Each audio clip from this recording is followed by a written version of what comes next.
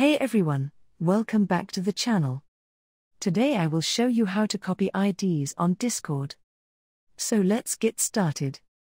It's pretty simple. First, you'll need to enable developer mode. Open your user settings, scroll down, and click on Advanced. Now, just toggle on the developer mode switch.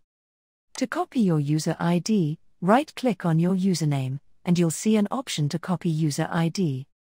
Easy, right?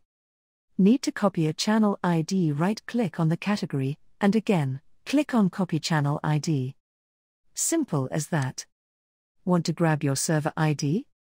Right-click on the server icon, and click on Copy Server ID. Now, you've got it. To copy a role ID, navigate to your server settings, go to Roles, click on the three dots next to the role, and select Copy Role ID. It's that easy. And there you have it. Now you know how to effortlessly copy IDs in Discord. If you found this tutorial helpful, give it a thumbs up, and don't forget to subscribe for more videos, and I will catch you in the next video.